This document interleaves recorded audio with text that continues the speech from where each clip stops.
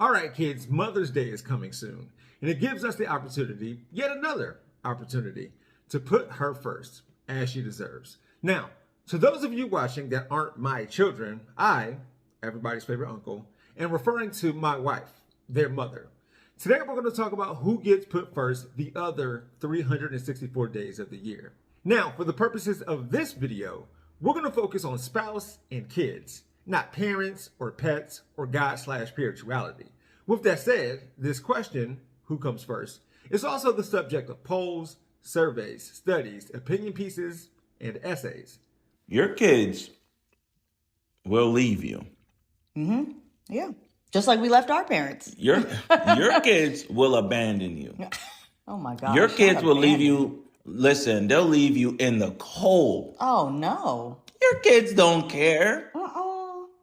Listen, when it comes to their friends, Well, when it comes to someone they love, right. if they, want to go on a trip and stuff they don't care about you. Mm-hmm. So why are you out here living your life for your kids? Yeah. You need to raise them. Mm-hmm. You need to instill values in them. You need to cultivate godliness within them and do your best. But just know they are loaned to you. Yeah. And the day that they figure out that, hey, I'm not supposed to live here. I'm not supposed to be here. My life is bigger than staying up under my parents. Yeah. They're ghosts. Mm-hmm. They're gone.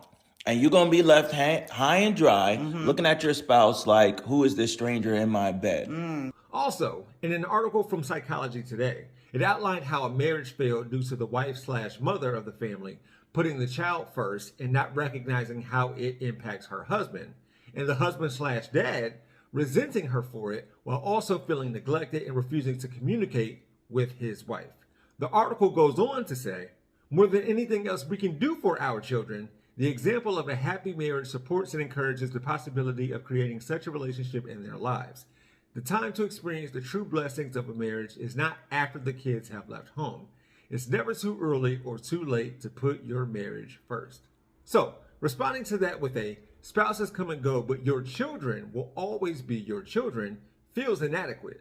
Despite the fact that it's kind of how I feel, minus the part where my wife, the mother of my children, is going anywhere. No. I don't want that. Mostly the having my name, looks, personality, and bloodline, but wifey can claim that with the kids too.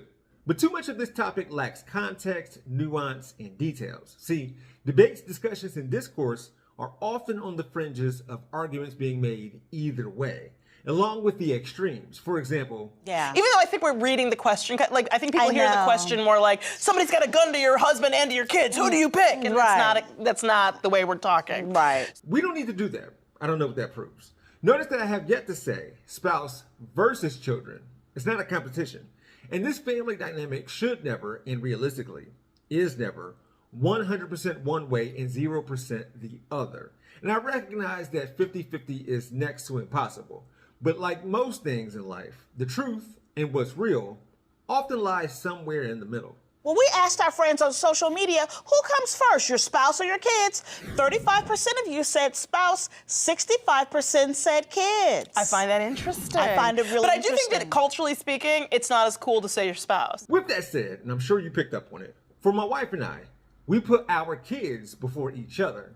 Some of it has to do with us not being together very long before having kids. I mean, I have to concentrate pretty hard to simply remember what life was like when it was just the two of us and our shotgun wedding selves. Our shared, and that's key, perception is that our children didn't ask to be here. We brought them here. We invented them. It's like a joint venture, an investment, and our return is their joy, safety, security, and future. Maybe that's a bad thing and a horrible analogy, so I'm going to bring in Mrs. Wiggins to explain her perspective and provide her point of view. Okay, you don't have to be on camera. I won't. Okay. The mic can hear you from here. I'll just use a stock photo for you. Oh, good. Yeah. Do you want one with your longer hair or with your short hair? Oh, I want one that's not me. What? I want it to just be some random person. Okay. Okay. That's fine. Or like Lumpy Space Princess or something. Okay. I'm not going to stop you from having your post burrito nap. I wanted to know, do we put our kids before our own relationship? Oh, 100%. Why do you think that is? Well, I feel like the relationship is with a full-grown adult. You know, I don't have to take care of you. Yeah. I don't feel any need to do that. Yeah, I can cook for myself. Right. And do my own laundry. Right. And like, of course, there's times where I would do that because I care about you, but I don't find it as a necessity. And the thing is that like they're all small and they experience things with their smaller worldviews, and it's fun to watch them experience things. So when it comes to having those experiences with either just you or with you and the boys, I'm always going to pick all of y'all. So you just said that, sure, we both put each other, we put the kids in front of one another. Yeah. But it's ultimately about the four of us. Ultimately, yeah. So do you have a problem with the fact that you and I put the kids before each other? No. Why not? Not at all, because I don't know. It's the structure of our own relationship, first of all. So, like, there's no right or wrong. There's no way to do it right or wrong. It's just in a way that we can do it and agree. But, so I don't see any problem with it. As far as, like, me being upset that the kids come before me, honestly, I don't think I would have it any other way. Like, So we've been married almost 13 years.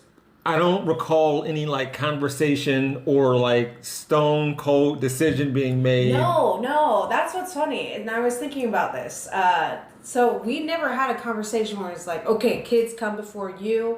Like, it wasn't like at any point either of us shoved it in the other's face. Like, you obviously come after the kids. Like, there's never a point where we talk about it or like make sure that fact is known publicly. It just if you think about it, that's just the way it is. Yeah, and I find this all interesting now that I'm thinking about it, and we're talking about it now, because you and I have way different backgrounds, and even where we were raised and who we were raised by and socioeconomic statuses, but we still arrived at the same place with the kids. Right, and I think that's... I have to sneeze. Okay, you can sneeze. I can edit it out. What if it's a beautiful sneeze? It's not a beautiful sneeze. Okay, it went away for a while. Okay. Okay. What? Say that question again. I said what I find interesting about thinking about all of this, in addition to the fact that we're talking about it, is that you and I have different backgrounds. We were raised different by different but we're people. still landed in the same spot. Yeah. Well, I mean, that just goes to us, you and I being a pair. I mean, that's a testament to us being on the same page. You know, like I don't know, and I don't feel any strain from it. There was never a point where I was like, oh, geez, Jeff obviously considers the boys over me. I wish it were different. No, I never would even think about that. Okay. Thank you for your time. You can go back and be with the cat now. She's upstairs. See ya.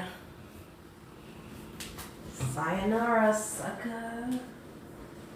There isn't and shouldn't be a one-size-fits-all approach. There isn't one way to do things. Although, I will concede to the fact that there is often a best or a better way to do things, sure. The key to all of this seems to be communication, along with an agreed-upon course of action which is subject to change. You should always communicate with one another in all of your relationships. Even if you're doing something like having salad, which is an area that we didn't communicate about in our marriage until about 5 years in. I always made lettuce salads for my husband using the greenest part of the lettuce because I wanted to give him the best. He, however, would eat that even though he wanted the white part of the lettuce because he thought that was the best. And because neither one of us communicated with the other one about our needs or our desires, we both settled for the lesser lettuce in our relationship. So communicate with one another. The better that the kids can take care of their needs and most of their wants, the more their parents can prioritize one another. I'd like to think of it as a downward sliding scale, but really it may be more wavy or even like a roller coaster depending on what phase of life we're in.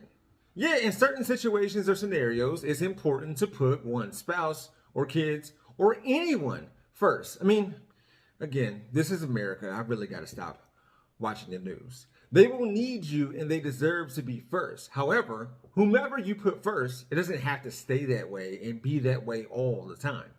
I don't know if it's appropriate to think of this as a trade-off, raising kids for 20 years, and if we do it right, we will have 30, 40, 50 years to ourselves as a married couple. Some may question if we will even get there by doing what we're doing, and I recognize that parenthood never ends. And I've noticed that a common complaint or concern among parents who decided to put their relationship first before the kids is that doing so until they're adults will leave us with a strained relationship or no desire for one another. We're not only together because of the kids or for the kids, and I love when the wife is a great mom. She was an individual first, and I love when she gets to be that too. And we can be content with the four of us doing stuff together, or 2 by 2, to one or all four of us independently needing alone time and putting ourselves first. We're excited that we're really close to being able to leave the kids home while we go and do stuff for ourselves every so often. Until then, one day, each week, wifey and I go out on a date, usually getting something to eat during the day while the kids are in school. But if we need a babysitter for the night, we'll do that too. But I can't tell you how many times we've ate something or did something or saw something that said, I wish the kids can have this or do this or see this. And just like when someone puts their spouse first, it doesn't mean that they neglect their kids. When you put the kids first, it doesn't mean you forsake your spouse. And your children won't automatically become entitled and selfish as a result of it. Hopefully, the kids will become selfless. It's clear that much of my personal identity is wrapped up in my group, my tribe, my immediate family. And although I place husband before father when listing who I am, it's because that's what came first in chronological order. Barely. I primarily think of myself as a dad. Here's a practical application of what I'm talking about. Last week I went to a bookstore to not only support a small business, but to get some books for the wife. I decided to get some books for myself, and then I saw some books for the kids that I knew they would love. So I walked out of that place with books for all of us. That's where my mind goes. The four of us. All of us. All the time. So we're going to be all right. With that said, when I was walking back to the car with a bag full of books, I came across an ice cream spot and said, yeah, you've been doing a good job. You should probably get something for yourself, just for you. Not the wife, not the kids, just you. And it was really hard to get myself something without getting something for everybody else. But update, forget all of them. The ice cream was delicious. Single serve, homie.